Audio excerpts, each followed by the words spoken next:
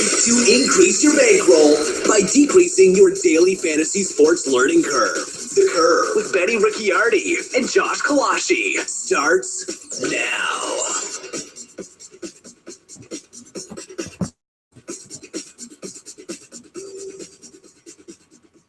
Hey everybody, welcome back to another episode of The Curve here at rotocurve.com. My name is Benny Ricciardi, and I'll be walking you through the first part of our show today.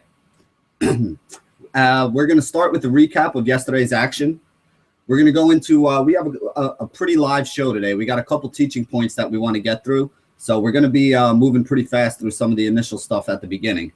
The first teaching point we're going to do is a bold call today about lineup construction. There's a big $1 million tournament over on DraftKings. It's a $27 buy-in. It's a mega payoff pitch tournament that they've been running a lot of satellites for this week. And I'm going to give you a breakdown on the probable roster construction that's going to wind up taking it down tonight. After that, we're going to go on and talk a little bit about the weather. There's a couple games with rain tonight and one big game with wind, which is going to bring us into our second teaching point about, having a short memory in DFS and not letting things that happened in the past that blew up on you affect what you're going to do tonight. And you'll understand where I'm going with that when we talk about that Chicago Cubs game today. We're going to move on from there, talk about the Vegas lines. Couple interesting ones, couple high total games, couple low total games. A lot of big favorites on the mound today. There's a lot of starting pitching that, looks like it's going to be pretty studly. And, guys who we can count on, guys that we have used in the past. So it's going to be a tough choice today to figure out which guys up top you want to put on your roster. From there, we're going to move on and talk about some of those pitchers. I'll bring in our pitching guru, Josh Kalachi. He'll try to break it down a little bit further for you because, like I said, there's a lot of options tonight, a lot of ways you can go. And I think there's going to be a lot of guys up top that, you have to make sure you have on some of your lineups, especially if you're playing on the one-pitcher site like FanDuel. There's really no reason to mess around with pitching tonight. There's enough studs that, one or two of these guys is going to wind up doing what we expect them to do. From there, we'll move on to our last teaching point. And that kind of brings us to how we're going to go about with our pitching, because there's a lot of price differentials with pitching on the different sites. And there's, a lot of guys that are pretty close up there up top. All those guys are in good spots. And depending on price, some guys are going to be a better play on one site than on another site. And we're going to break down why that is for you. So you have an idea and you can do it for yourselves on some of the days when we're not here to kind of walk you through it and give you our ideas on it. It's something that's big in daily fantasy. You got to understand that price dictates your plays. You're going to have more than one guy who's in a good spot at every position, but the guy that you ultimately wind up going with is going to be the guy who's in the best spot on that day at the best price, because that's how you get the value, and definitely is important for your cash games, and it's also going to be something that you want to make sure you have for your GPP tournament lineups. And finally, after that, we'll get into the hitters. Josh and I will give you guys our cornerstones, who we're going to be building around. And hopefully we can go on and win some money. There's a lot of big tournaments tonight, so everybody's going to want to get a little bit of a piece of some of that action out there. So let's get into it. Let's see. Let's talk a little bit about last night's slate to start off with. It was actually a split slate yesterday, as Monday was a holiday, Memorial Day weekend. If you were playing late night, the guy who you really wanted to have on the mound was Drew Hutchinson, Drew Clutchinson, as he was being called yesterday. He had 42 DK points through a complete game shutout, had 21 over on FanDuel, I think, and he carried a bunch of the top rosters on both sites. I know Stevie TPFL, who's a great player, somebody whose rosters I used to look at all the time when I was trying to learn this game, took down second in the Grand Slam yesterday. He had Hutchinson over on FanDuel on top of his roster. When you can get 21 points from a guy who you were able to save some money on, like we said, in order to win over on FanDuel, you need a guy who can get you 17, 18, 20 points, as a starting pitcher. So if you can get that from a guy who also gives you some value, which again is not the optimal strategy. It's not something that happens all the time, but in a tournament or a GPP, if you can get that, you're going to leave yourself enough money where you can get some bats that you really want. Some of those guys that have that big upside potential, the home run potential, and you can build a nice roster around them. The only problem is, those guys, those low price pitchers, if they were returning 20 points every start, they wouldn't be a low price pitcher that you would be able to save on. So there's a lot of risk to it, but also a lot of upside for a tournament play. And like I said, it worked out pretty well for Stevie and a lot of other people who used them on DK, Fantasy Aces, and DraftKings last night. Moving on from there, in the early games, I mean, the big thing in the early games, and it started right off the bat, was you needed to have the Yankee bats in your lineup. We mentioned yesterday they were in a good spot going up against Guthrie. Guthrie struggles with left-handed bats. The Yankees threw a whole bunch of left-handed bats up on top of that lineup. I think 6 of their first 7 batters were left-handed. The only one who wasn't was A-Rod. And, I mean, just about every one of those left-handed bats put up some decent numbers. You know, you had McCann hit a home run. He was a left-handed bat who's been struggling a little bit. Chase Headley up in the 2-hole had a great game. He's a left-handed bat who hadn't been doing much but had a big game yesterday. Gardner hit a home run. He had a big game on top of that Yankee order. You know, basically all the way down the line. Tex had a decent game. You know, all those guys gave you some points. And basically, I think they pounded out 11 runs in the first 2 innings. So when something like that happens, if you're playing in tournaments and you don't have any exposure to them, you can pretty much, you know, figure that you're not getting to the top of the leaderboard on that day. But even in cash games, I mean, I had tweeted out yesterday that I had a little bit of Gardner, a little bit of McCann in my cash games. But I mean, I went up against people who had 3 or 4 Yankees in their cash games. And we tell you all the time, you know, it's not a good idea to stack in the cash games. Sometimes it works out as it did for them yesterday, but it's a high risk, high reward kind of play. If Guthrie would have went out there and thrown one of his best games for the year and limited the Yankees to 1 or 2 runs, I mean, any lineup that you have with 4 Yankees in it in a cash game would have got blown up. So it can work out for you if you hit it right. But again, it's, you know, it's a little bit of a risky play because you're not giving yourself that many outs. You're basically putting all your eggs in one basket. And if that basket falls apart, you're probably going to wind up losing all of your games in that day because there's very little chance of a team not doing well and you having 4 guys on your roster from that team and still winding up with a pretty high score on that day. Late night, it was a little more mixed when you looked at the bats. We had a lot of guys who were highly owned because there was only 5 or 6 games on the late night slate. So we had a lot of guys who were pretty highly owned that wound up hitting home runs or putting up big scores that really wound up moving the needle. And a lot of that stuff happened late. So there was a lot of late movement in the standings on all of these sites.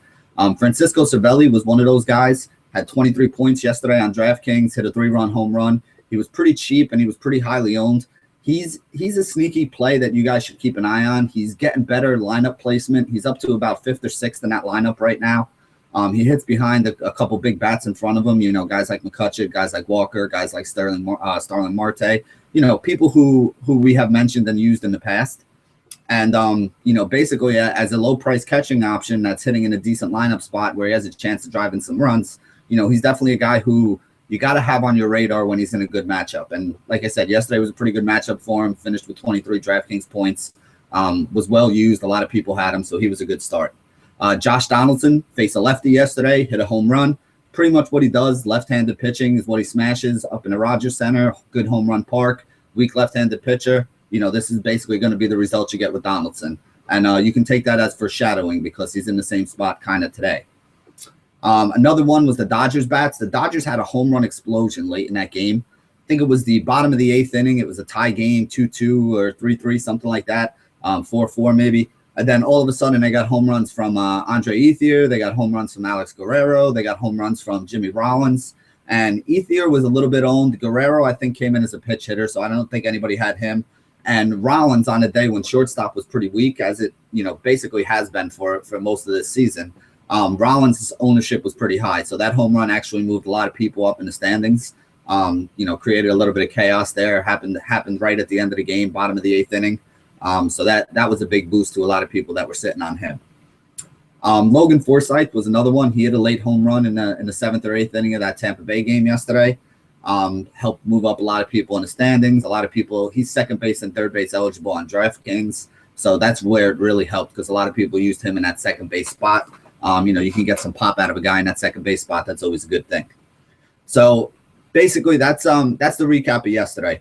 Before we get into today, I'm going to make a bold call. My bold call of the day is for the winning lineup construction on the $1 million payoff pitch over on DraftKings. It's a $27 buy-in. They've been running satellites. You guys very likely may have played in some of these satellites. You might not even realize that you have tickets sitting in your account right now for this tournament because they've been running them for a while and it's finally over here. But my bold call for the day, as much as everybody loves stacking and everybody's talking about stacking, a stack will not win this tournament. And let me explain to you guys why. For those of you who know, I track the moonshot on a daily basis. I write about it. I tweet about it. You know, basically check the roster construction of the winning rosters and kind of let people know here's what's been working in order to win a large pool tournament like the Moonshot. Now, I have always told people, and some people will argue this point with me, but a stack works best in a large field, but not too large of a field. And the reason for that is in a field like this, like tonight, there are 42,000 entries. There are never usually $27 tournaments with 42,000 entries. So you can't play this payoff pitch the same way you play the other ones. You need to play it more like you play, one of the squeezes over on FanDuel, or more like you play the Moonshot over on DraftKings, because those are the only other tournaments that have this many entries in it.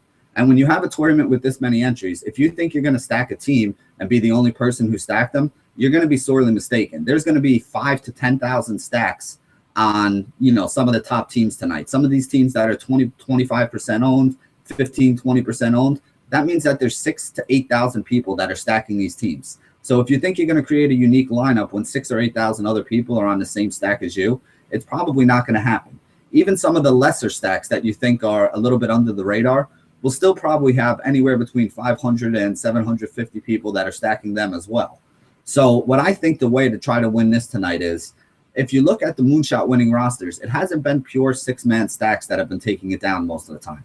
It's been a stack of 3 or 4 hitters from one team, and then maybe a mini stack of another 2 or 3 hitters from another team, and rounded it out with good pitching and the best other bat here or there that you can afford.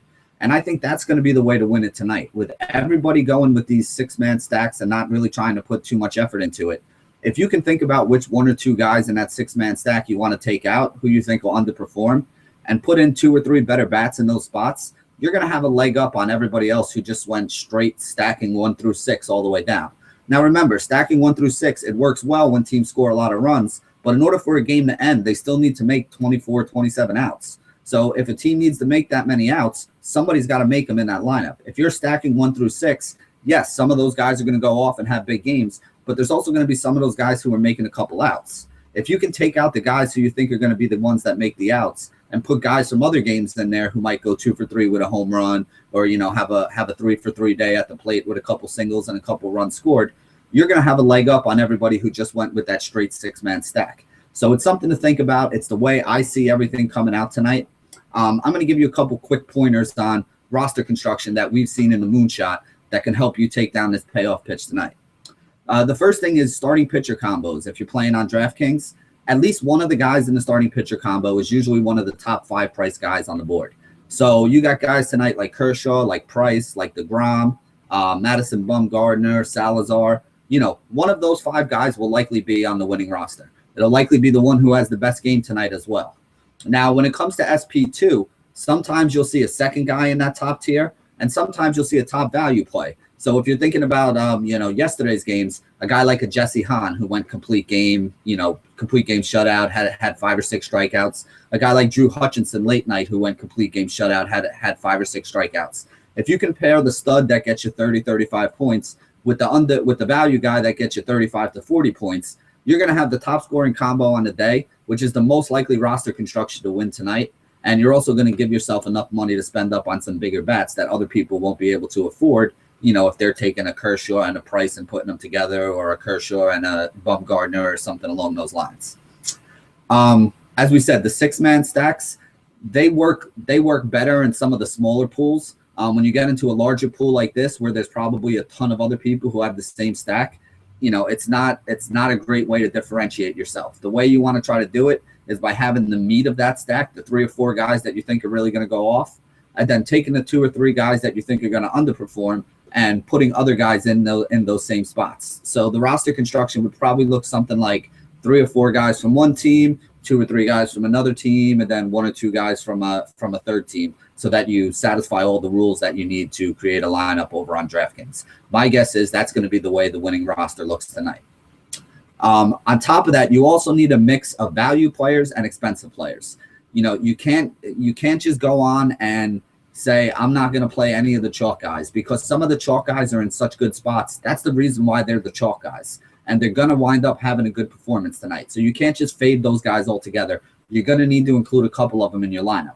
But you're also going to need to find a couple cheap options. Again, pitching today is expensive. Guys like Kershaw's at $12,000 on DraftKings. I think you have DeGrom and Price over $10,000. Bumgarner and Salazar just a tick below.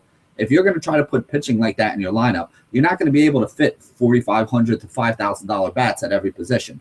So you're going to have to look at lineups. You're going to have to find a guy or two in a good spot and a guy or two who's kind of cheap, and you're going to have to roll with them in in your lineups today. It's the only way you're going to wind up getting up to the top. And just so you guys know, the last thing I'm going to say, the most obvious stack is rarely ever the one that wins the tournament. So if you know that everybody's going to be on a certain set of bats today, it might be Toronto. Makes a lot of sense to me going up against a weak lefty like Danks.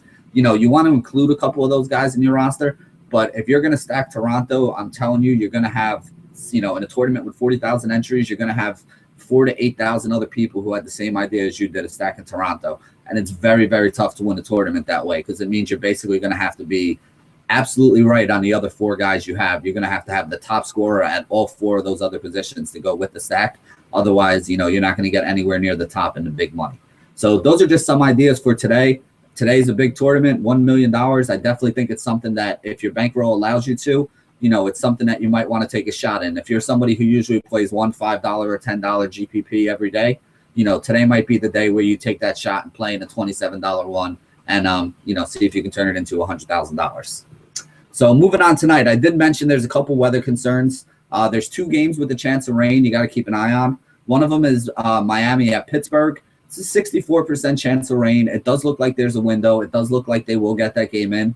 But again, it's 12 o'clock in the afternoon here on the East Coast. That game is 7 hours away, and I'm not a meteorologist. So make sure you check back on it. If it looks like there's going to be any chance that game doesn't play, get all those guys out of your cash game lineups. If you're on a site that doesn't have late swap, make sure all those guys are out of your lineup well before lineups lock. If you're playing over on DraftKings, you can leave them in if you want to chance it and hope that game does play. It's a good way to get guys that are going to be low owned for a tournament.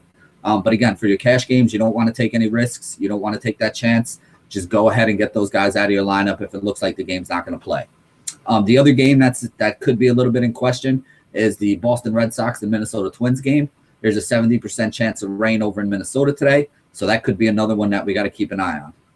All right. And then the last weather situation I want to bring you to is something that I teased a little bit in the opener, and that's the wind blowing 16 miles an hour straight out at Wrigley Field.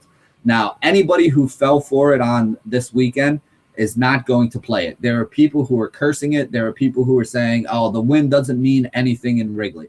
All right, well, here's my take on this. That game would normally be a spread of about 7 or 8 runs. Right now, the spread in that game is 10.5. Vegas has these huge casinos that they build because they're very, very good at figuring out what's going to happen. And the people in Vegas know that when the wind is blowing out in Wrigley, usually it means there's a lot of home runs that are going to be following.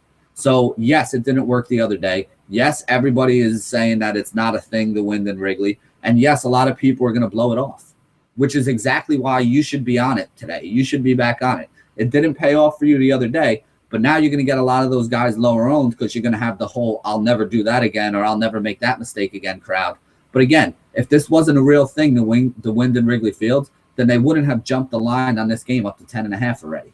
This is something that has definitely, been proven over time. We saw it last year. We capitalized on it last year. Yes, it didn't work on Saturday. But again, you have to have a short memory when you're playing DFS. Just because it didn't work last Saturday for you doesn't mean it's not a thing, doesn't mean it's not something you should target, and doesn't mean it's not something you should try to take advantage of. If everybody else wants to stay away from that game, fine, let them stay away from that game. It didn't work out on this weekend. But because it is a thing, that only means that it's more likely to work out next time in order to keep it, basically in the minds of people and keep it where it should be. The wind in Wrigley Field does affect scoring. It does affect the number of home runs hit. And because it didn't work last weekend, it'll also affect the number of people who decide to back it today. So as much as it was a good play this weekend and not the wrong thing to do, if you put a lot of those guys into your lineup, it's going to be an even better idea today if people are going to be staying away from it because you're going to have even more upside than they do in your lineups. So that's just something I wanted to throw out there for you guys. Make sure you take heed of that. You have to have a short memory. If a guy's in a good spot against somebody and he goes 0 for 4, if he plays that guy again next week and he's still in a good spot, and even if he just went 0 for 4, you got to roll him out there again because the numbers are telling you that, he's still going to outperform more often than not. And anybody, as we always say, anybody can go 0 for 4 on any given day. It's just something that happens. So now we're going to move on, talk a little bit about the Vegas lines. Now, there's a couple interesting things I saw with the Vegas lines today. As I said, we have a lot of good pitching today. The lowest run total game on the day is Atlanta and the LA Dodgers. That one's going to be played in Dodger Stadium. It's a matchup between Julio Teheran and Clayton Kershaw. Both of these guys are pretty good pitchers. It's a very low run total. It's a six run expected game. So it's the lowest run total by a full run on the day. Again, Kershaw is an absolute stud. Julio Teheran is probably the ace over there in Atlanta, although Shelby Miller might have something to say about that lately. But again, you got two good pitchers going up in the stadium that's not really known to be very hitter friendly. So this is a game that I think if you're looking for pitchers is something that you might want to keep an eye on. The other two low run games are Seattle and Tampa Bay. That's a matchup between J.A. Happ and the rookie Colomé. Both of these guys have been pitching pretty well.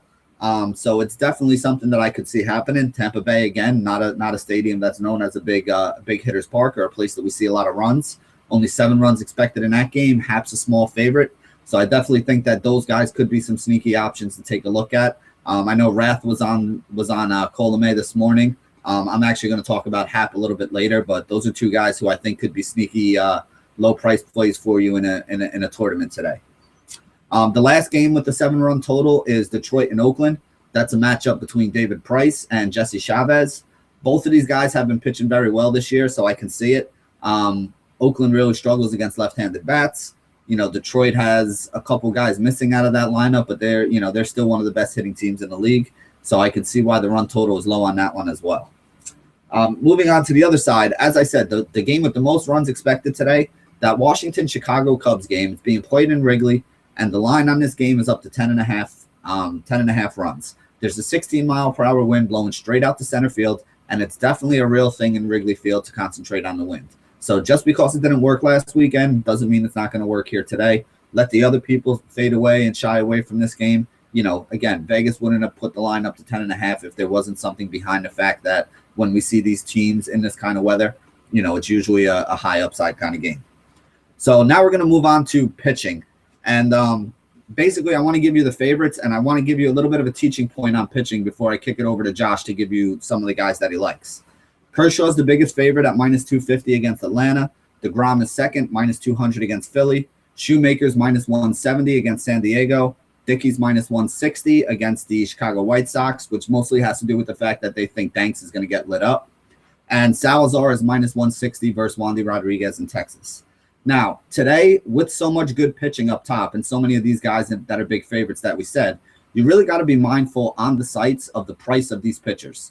On FanDuel, a guy like Kershaw is $11,000, and the guys who are a step below him, like a David Price or a DeGrom or a Madison Bumgarner, are less than 10% away from his price. So Kershaw is probably 10% better pitcher than any of these guys, has a better chance for upside, has a better chance for more strikeouts. So he makes sense to roll out on FanDuel. He also makes sense to roll out on a site like Aces where, again, the spread between the top pitchers and the lower pitchers isn't large enough for you to not use the top guys if you can.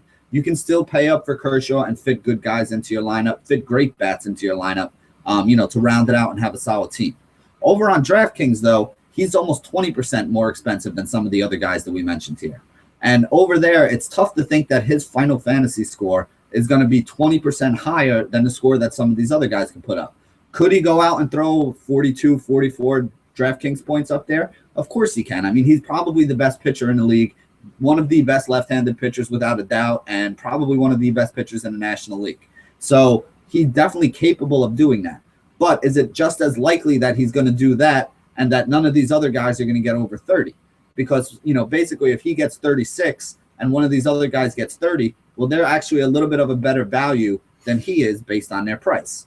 So be careful of who you use and where you use them today, because there are a lot of pitching options and price should dictate it for you because a lot of these guys are very close. I'm just going to mention a few of them real quick, and then I'm going to kick it over to Josh so that he can get a little more into it for you. The number one guy for me who I've been rolling out on a lot of my rosters today is Madison Bumgarner. He's a left-handed pitcher going up against the Brewers today. The Brewers have a 200 batting average with a 251 on-base percentage versus left-handed pitching. Both of those are worse this year so far in the Major League. The real kicker for me, though, is against left-handed pitching, they have a 26.8% strikeout rate, which is one of the higher ones that I've seen against any handedness of pitchers so far this year. Bumgarner is about a strikeout an inning guy, a little bit below there. But again, if he's going up against a high strikeout team, I really think that's going to be a good deal for him.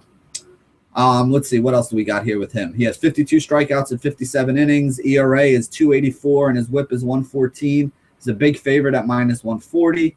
7.5 runs is all that's expected. And again, the other reason why I really like him is, especially on DraftKings, he's a slight discount to some of the other top options. The guys like Price, DeGrom, and Kershaw are all over 10,000. Bumgarner is a little bit below 10,000. He's about 9,600. He's almost a 25% discount to what you would have to pay in order to get Kershaw on your roster today. So while I do like Kershaw and I love his upside, I think Bumgarner probably gives you the best, bang for your buck of those top option kind of guys. Moving on for him, Bumgarner is definitely somebody I've been rolling out in cash and GPPs. He's, like I said, he's one of my favorite pitchers on a day and definitely one of my favorite pitchers over at DraftKings. The other guy who I've been rolling out a lot is Jacob deGrom. He goes up against Philly. Philly's got the second worst batting average at 230. Excuse me. Second worst slugging percentage at 346, and they're fourth worst in runs scored. They have a 21.3% K rate, which isn't huge, but it's rising from the 18.7% K rate they had 2 weeks ago. So they are striking out a lot more recently. In deGrom's last 4 starts, he's gone 27 innings, given up 17 hits, 6 earned runs, 6 base on balls, and has 31 strikeouts. So he's been elite. And he's actually been better at home. He's got a 5-1 record with a 1.13 ERA and a WHIP of only 0.88 in his 6 home starts. He's got 54 Ks overall in 55 innings, so he's a strikeout per inning guy. He definitely has a lot of upside for me today against this Philly offense. And there's a lot of other guys you can use too. I mean, you got Kershaw, who's a lefty, going up against Atlanta. Atlanta's got a 24.3% strikeout rate against left-handed pitching. They're only hitting 232, which is the 5th worst in the league versus lefties. And Kershaw's at about like 12 strikeouts per 9 innings right now. So those numbers are sick. He goes up against a high strikeout team. He's definitely a guy that's in play. Price is a lefty going up against Oakland. Oakland's hitting 212 this season against left-handed pitching. The K rate's a little low, 20.3% for them, so it's nothing crazy. But Price basically had 2 bad starts and then 7 other starts where he got 20s to 30s on his DraftKings score. So he's been pretty elite. His price isn't too overly expensive today, and the matchup's not too bad. You got a guy like Danny Salazar, a high K guy going up against Texas. Texas is actually the only team that has lit him up this year. In the other 5 or 6 starts that he had, he's been mid to high 20s, low 30s on his DraftKings score, high teens over on FanDuel. I mean, he's been pretty lights out, except for that first start that he had against Texas. That one was in Texas. This one's in Cleveland. I don't know how big a difference that's going to make. Maybe Josh can, shed some more light on that for us here in a minute. The other guy that I like, the cheap option, is J.A. Happ, as I mentioned earlier. He's in a game with a low total. He's the favorite.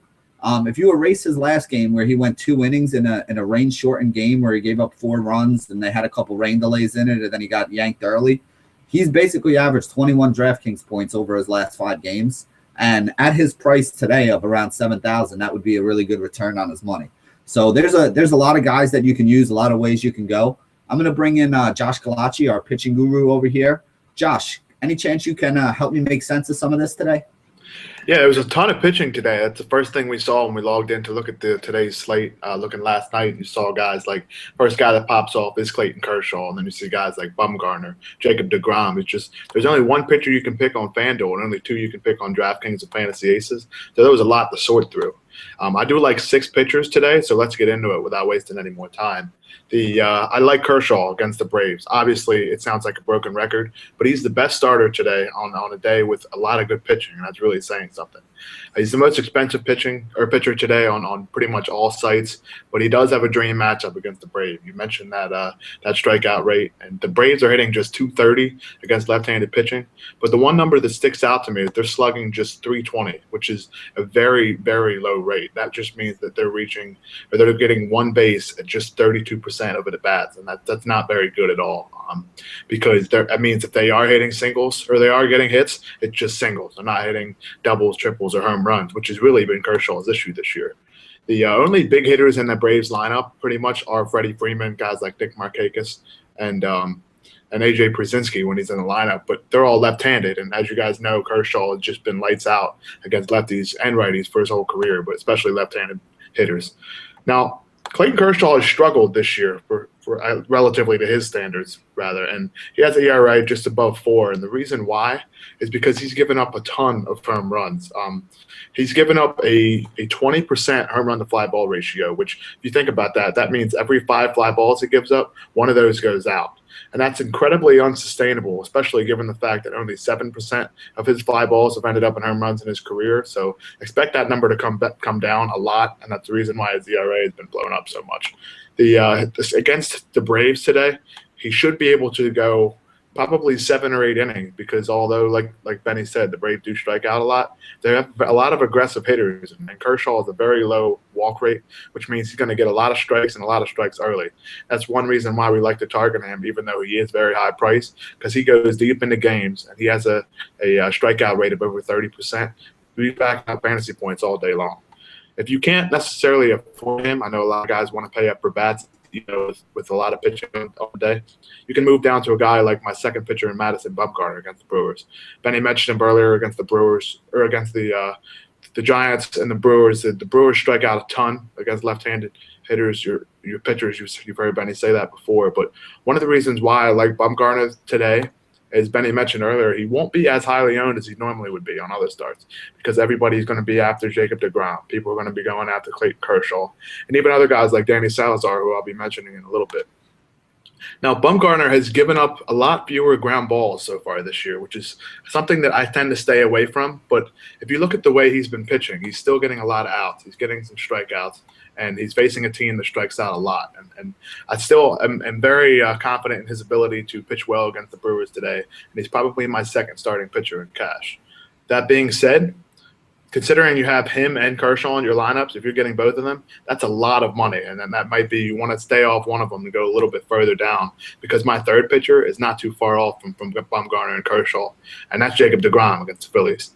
Jacob deGrom has been unbelievable at home in his career. Sometimes a lot of people don't like to look at that because it's in different situations. You face different teams. But deGrom's sample size at home is huge. He has 108 innings with a 1.5 ERA and 112 strikeouts, which is over 9 strikeouts per 9 at home.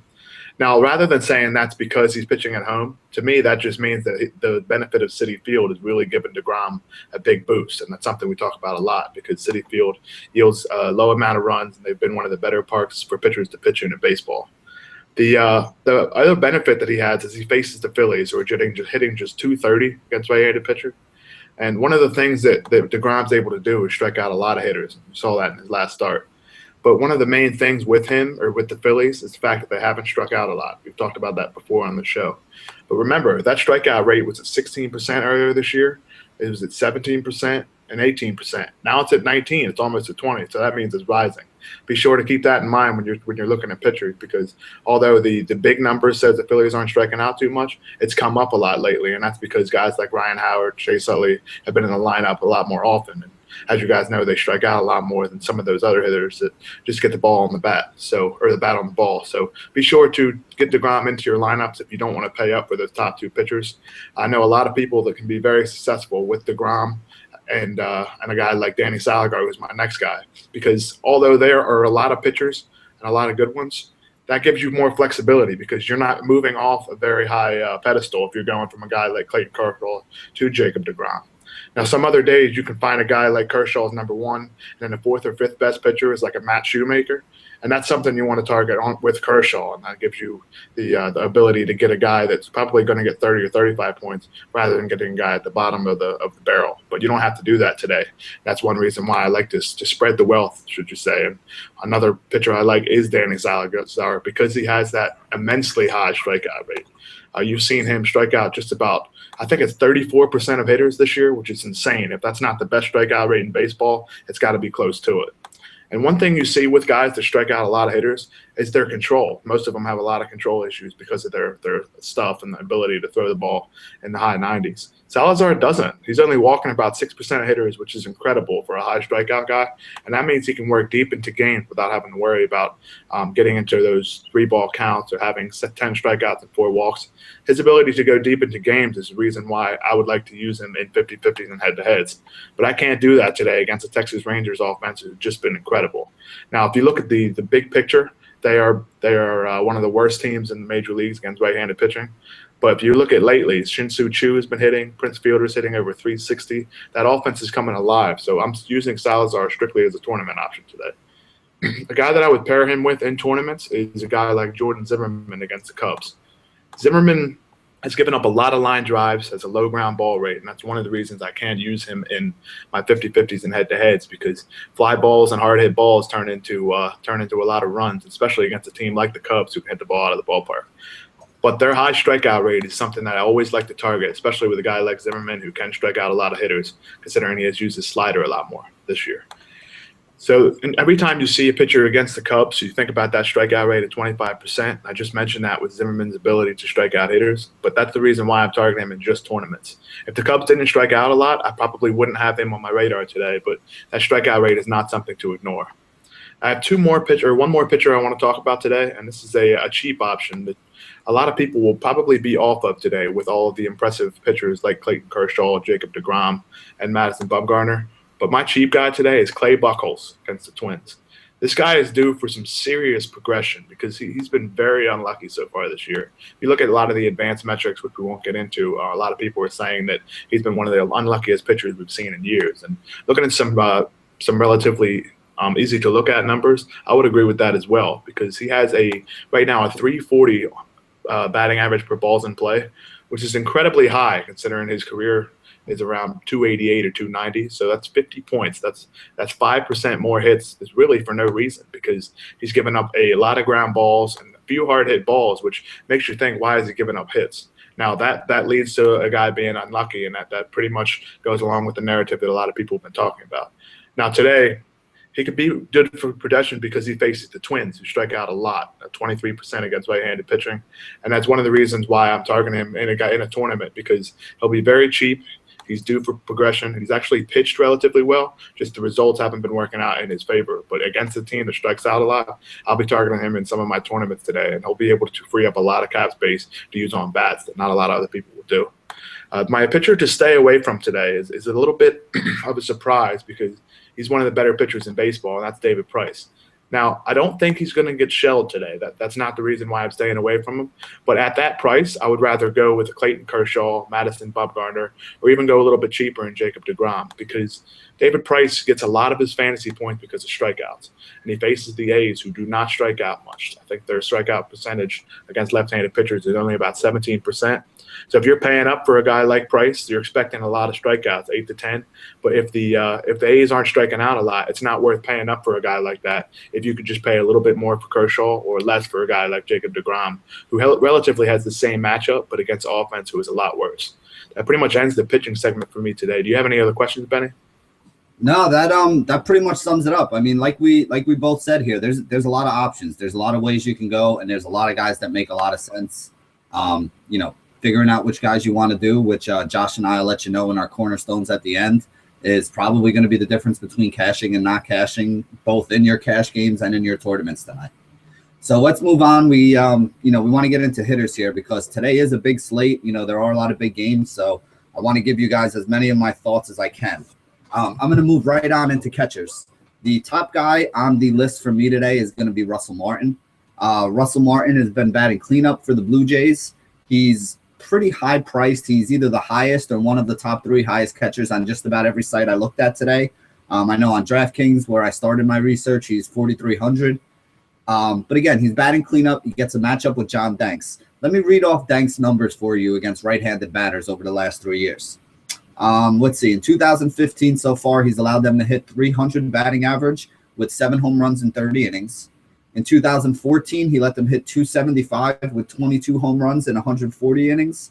And in 2013, it was a 270 average with 20 home runs in 102 innings. So not only does this guy struggle with average, but he struggles with home runs against right-handed bats. Again, Martin is batting cleanup, playing in the Rogers Center, which is a great place to hit. He hits well against left-handed pitching. Danks is a left-handed pitcher. So everything kind of fits into place for him today. Catcher is a very tough position. There's a lot of volatility, a lot of up and down. There aren't a lot of guys who have great lineup placement. So if I can get a guy like Martin, lock him in, and feel good about his upside on a day like today against a guy who has been known to be a gas can and really struggle with right-handed bats, I definitely think Martin's in a great spot today. He's someone you could roll out for cash or for tournament upside if you have the money to spend up on him. The other guy who I think is sneakier, if you're trying to go a little bit under the radar in a tournament, or if you need to save for your cash games, is Derek Norris. I like Norris better as a tournament play, but again, he's another one of those catchers that hits highly up in the order. He has a good matchup today. He goes up against Matt Shoemaker. Matt Shoemaker has a home run problem. He's allowed 13 of them already in 42 innings and 44 innings pitched in 2015. Excuse me. He's let right-handed bats hit 292 against him, and 7 of those home runs have been by right-handed bats. So Norris is a guy who over on DraftKings is only 3,300. So if you're looking for salary relief, if you're looking to save off a guy like Martin, Norris saves you almost $1,000 at the position, is in a pretty solid matchup today. The difference to me is that I think Martin has a little bit of a better floor, probably a safer play for your cash games, whereas Norris has the same upside because he can hit a home run, he could drive in a couple runs, especially with Schumacher on the mound, the guy who gives up a lot of home runs. He has the same kind of upside that a Russ Martin could do at $1,000 cheaper. So if you're looking for a cheaper play for a tournament to fit in another big bat, I don't think you lose much by going down to Norris from Martin. But if you're playing in cash games, I would definitely try to get Martin in there because with his lineup placement and the matchup he has and the ballpark he's hitting in, he probably is a safer bet to get a double and an RBI or score a run and get a couple singles, which would be solid return for you in your cash games.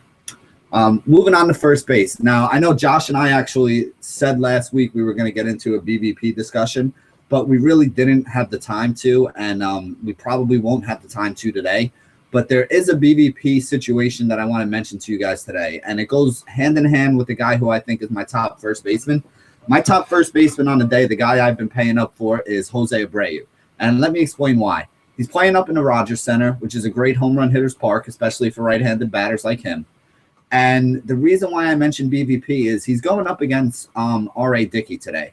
Now, BVP to me is just another tool that I use in my analysis. It's not something that I follow blindly, and it's not something that's going to be the sole reason why I do or do not roster a guy.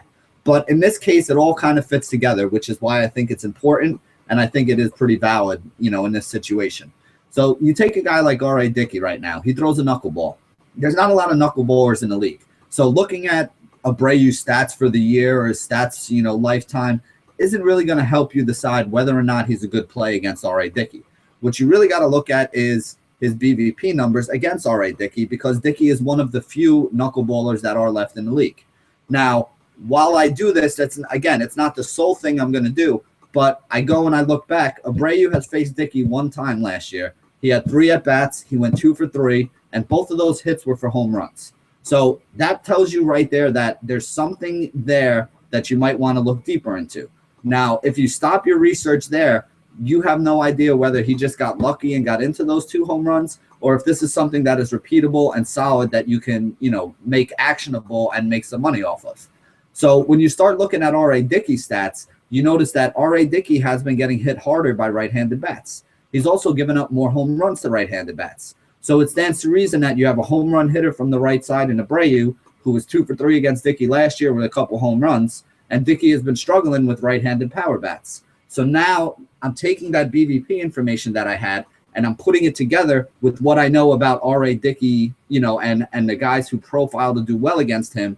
And when you put those 2 things together, it becomes a lot stronger. So now I know that I can have faith in that BVP number because I know that Dickey is struggling with right-handed power bats. I know from knowing Abreu's profile that he is a right-handed power bat and that he has already done well with Dickey. When everything fits together like that, then I think that BVP is something that is definitely, something that you can use and something that is going to be actionable. I'm not saying that I'm calling another home run for Jose Abreu tonight, but what I'm saying is it's the kind of situation you want to put yourself in, where the guy who you're taking as a hitter hits a certain type of pitcher well or a certain type of pitch well, and the guy who's pitching does poorly against the kind of hitter who the guy that you want to take is. So when everything kind of fits together like that, for me, that becomes a good play. So for me, my top first base option on the day is going to be Jose Abreu. Now, if you need to save some money, because again, I'm going to give you a cost-saving option at every position here. Abreu to me is always a GPP play because he has that immense power. His price is a little high in spots. So like on DraftKings where he's almost 5,000, I don't think I would roll him in cash today. But again, he's definitely a GPP play. He's definitely a guy who you can put in your roster that could have a big day and differentiate you at the first base position. Now, again, at the first base position, there's always so many guys that are highly owned that you really don't have to be too contrarian. Basically any guy you pick is probably going to be 10 to 15% owned because there's 5 or 6 guys every day at first base that are in good spots. But if you needed to save some money on a day like today, I still think Ben Paulson is somebody who you got to keep an eye on. If you don't know, we spoke about him last week as a prospect that came up. He's a left-handed batter. He's hitting 4th or 5th right now in that Colorado Rockies order. And he gets a good matchup today going up against a right-hander. So far, Paulson has 7 hits in his first 8 games. 3 of those games have been multi-hits. As I said, he had cleanup yesterday, so you really can't ask for a better price at $3,500 on DraftKings, and I think he's below $2,800 on FanDuel. You really can't ask for a better price from a guy who's batting cleanup in a good splits matchup today in a good ballpark to hit in Cincinnati. He goes up against a rookie Lorenzen, who has allowed 4 home runs in 18 innings pitched so far and a 370 batting average to left-handed hitters. So you basically can't ask for a better ballpark or a better matchup or a better lineup placement or a better price on this guy. So if you are looking to save at first base, which is something I don't do very often, but again, if you want to fit some of these stud pitchers in today, you're going to have to save somewhere. I definitely think Ben Paulson is a great option that you should be looking at. And this should be a guy who's on your radar and should be in your cash games and in your tournament lineups until his price gets up above 4,000, where he really belongs on DraftKings, and definitely above 31 or around 31 on FanDuel at an absolute minimum before I even have to start thinking about it. So that's one of my those are 2 of my favorite plays at first base. Again, there are other guys you can look at today. I think Lucas Duda's in a really good spot. I think Edwin Encarnacion's in a really good spot. Those would probably be the 4 guys who I've been kicking around and rolling out on my roster so far. Moving on to second base today, I think Brandon Phillips is one of my favorite plays at second base today. Phillips has been batting leadoff for the Reds lately. His average right now is hovering right around 300.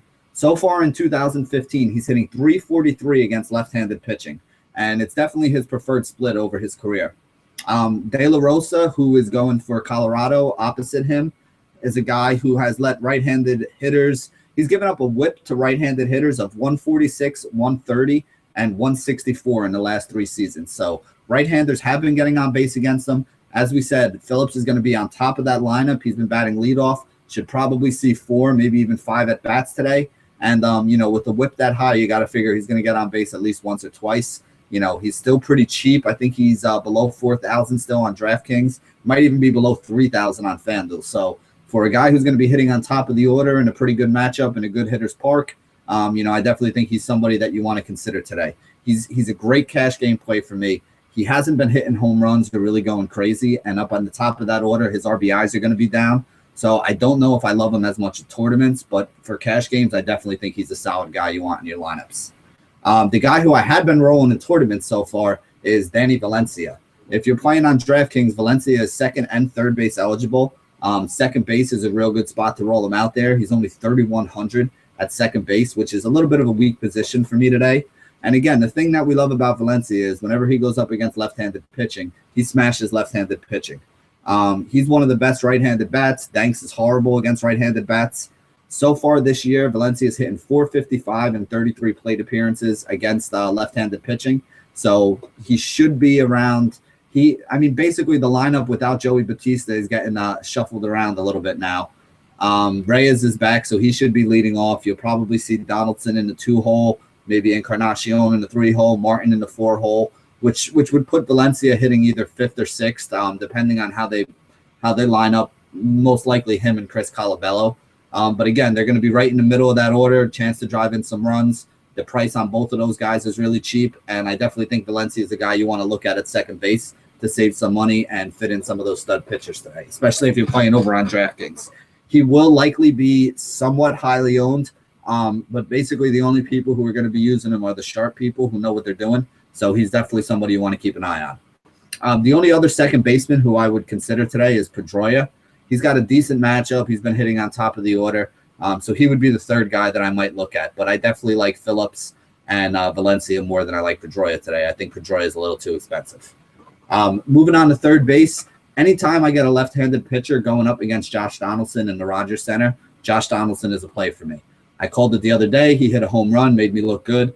And, I mean, basically, Josh Donaldson smashes left-handed pitching. That's what he does. That's what he's made a career on. That's why somebody gave him a big contract. When you put this guy up against left-handed pitching, he's going to smash. We already mentioned Danks a couple times. Danks is the guy who absolutely struggles with right-handed bats. He struggles for average against them. He struggles for power against them. And Donaldson's one of the best right-handed bats that Toronto has. So definitely think that he's a guy that's in play. He's hitting .444 already this year with 3 home runs against left-handed pitching. So I see no reason why he can't continue on that streak, maybe even add a home run to it. Definitely somebody who's going to get the extra at-bat, batting up top of the order. And, again, his price is actually even down. He's only $4,600 on DraftKings today. He was above 5,000 last week in a similar matchup against a left-handed pitcher. And I think Danks is actually even worse than some of the pitchers he faced last week when people were paying up a little bit more for him. So I definitely like this matchup for Donaldson today. Definitely think he's my top third baseman on the day.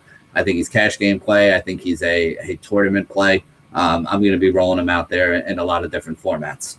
The problem I have, though, is there's 2 other guys at third base that also make a lot of sense to me. Evan Longoria is going up against the Seattle Mariners. He gets a matchup with J.A. Happ. Last season, he had .273 against left-handed pitching. The year before that, he had .301 against left-handed pitching. And so far this year, he's hitting .375 against southpaws. So he's a guy that hits very well against left-handers. J.A. Happ has been decent. But again, Longoria crushes left-handed pitching. It's something he's always been able to do. And, I think it would be smart if I was J.A. Happ to kind of pitch around him and attack the rest of that lineup, which is the one thing that gives me a little pause is he doesn't have a lot of protection around him. So I definitely don't think he's going to see a ton of pitches to hit today because I'm sure that Happ have seen the same scouting report I have that, basically as a left-handed pitcher, you don't want to be challenging Longoria too much.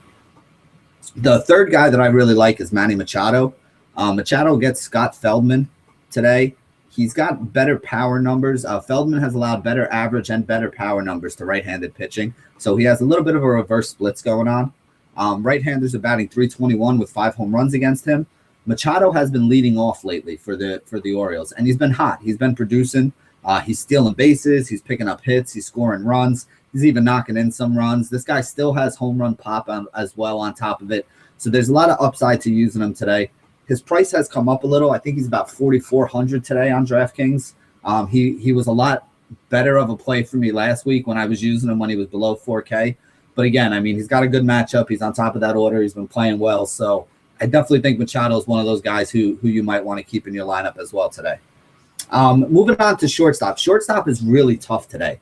There wasn't a lot of guys that I like. Hanley Ramirez hasn't been playing great. I don't really want to pay up the extra money that you got to pay up to get a guy who hasn't been hot. Tulo's been in the same boat. He just hasn't been that good lately.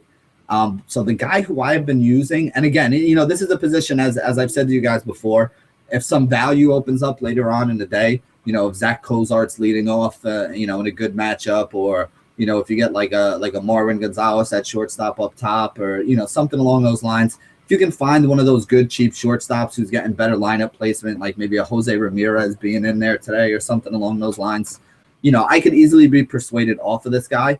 But the guy who I like best right now is Brad Miller of the Seattle Mariners. He's very cheap over on DraftKings. He's only $3,300, which is why I really like him over there.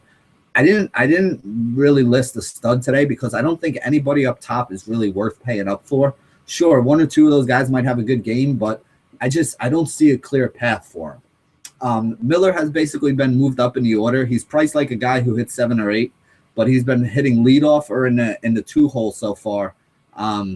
Lately for the Mariners. He goes up against the rookie Colomé from Tampa Bay, who hasn't been bad, but he has struggled a little bit with left-handed bats so far in a limited sample size. So you can't draw too much of a conclusion from it.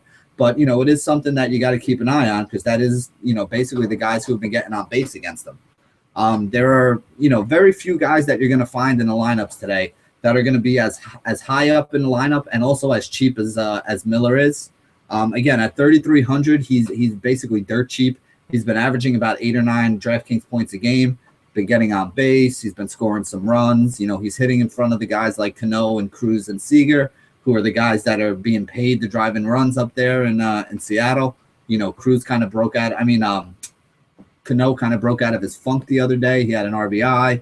You know, he had a couple hits. So hopefully he starts doing what everybody expects him to do and everybody has seen him do over the last couple of years. And if he can do that, it's going to be a good situation for Miller. So let's see. That brings us to outfield on the day. Let's get a little sip here. Throat's going dry. My favorite outfielder on the day is going to be Justin Upton.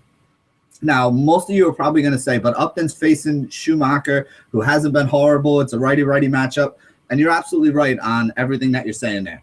But Schumacher is a guy who struggles with home runs. He's allowed 13 home runs in 44 innings already. And basically, right-handed batters have been doing better than left-handed batters against him. Right-handed batters so far are hitting 292 with 7 of those 13 home runs. And Upton is a guy who hits right-handed pitching pretty well. He has a 292 average with 11 home runs so far this year already against right-handed pitching and only 140 at-bats. And again, he's getting a guy who's a high home run pitcher. He actually is getting a little bit of a ballpark bump. Not that, you know, Los Angeles is a great place for hitters, but he plays his home games at Petco, which is either the worst or second worst with Citi Field for hitters. So any game that they play on the road is a ballpark bump for him. Again, he's a good guy, righty on righty. Schumacher's not very good righty versus righty. He's a little bit of a reverse splits guy, and he's giving up a home run about one every 3 innings almost at this point. Every 3.5 innings. So if you figure Schumacher's going to go 6 or 7 innings today, he's probably going to give up about 2 home runs. And if you look at this team, the 2 guys who, you know, the one guy who you expect to be one of those guys that can take them yard is going to be Justin Upton, who hits well against righties and, you know, does have immense power. Moving on from him, there's another same-handedness matchup that I'm going to try to exploit today. And again, it's a good thing to do this on DraftKings because you're getting a little bit of a price break when it's the same-handedness. And you're also going to get these guys at a little bit lower owned than they usually are because most people are going to just look at the lefty-righty matchup and say, oh, well, they're the same hand. I'm not going to take this guy. But some of these pitchers do have splits where, you know, they do better against guys from the opposite side of the plate than they do against guys from the same side. And another one of those guys who has a little bit of a reverse split going on is Wandy Rodriguez. Now, Rodriguez has been very good, except for the start that he had against the Cleveland Indians where he got rocked. Now, when you see Rodriguez and you see that he's a lefty, you would think, oh, well, I'm starting Rayburn and I'm starting Santana and I'm putting all those Cleveland guys, the right-handed bats in my lineup. But Santana actually was 0 for 5 against Wandy Rodriguez last game, and Rayburn didn't have a good game either. The good games actually came from the left-handed batters, guys like Kipnis, who had 18 DraftKings points, and the guy who really hurt him was Michael Brantley. So Brantley is a guy I definitely think is in play tonight. And again, you look deeper into the numbers. You don't just take it off face value. Oh, he did well, BVP against them in his last game. Brantley is a guy who hits 307 against left-handed bats who hit 307 against left-handed pitching last season. So far this season, he's hitting 345 against left-handed pitching. So not only did he do well against the left-handed pitcher in Wandy Rodriguez, but he does well against left-handed pitchers in general. So it builds on that BVP. It makes that BVP that you saw a little more real when you realize that there are actual stats and numbers that are behind it. So it's not just, oh, he did well against this guy. It's, well, he does well against lefties, and this guy is a lefty, and he has already done well against lefties, meaning this guy. So it makes it more of a better play for me. I was a little bit of a tongue twister, but if you guys slow it down, you'll understand what I'm trying to say. Basically what I'm saying is Brantley hits left-handed pitching well, and he goes up against Wandy Rodriguez, who struggles with lefties. So this is a good matchup for Brantley. He's a little expensive today, but again, the price is down a little bit on him, just like it is on Upton. So if you're getting these guys at a discount in the same handedness matchup, I also think they're going to go lower owned, which makes them great plays in tournaments for you because not a ton of people are going to be on them. The last guy I wanted to mention in the outfield spot is George Springer. Springer has actually been leading off for Houston lately with Jose Altuve hitting behind him. He gets a matchup in Baltimore against Chris Tillman. Tillman has allowed 6 home runs in 40 innings of action already, and 5 of those 6 have been to right-handed hitters. So Springer is definitely in a good matchup that, you know, in that way.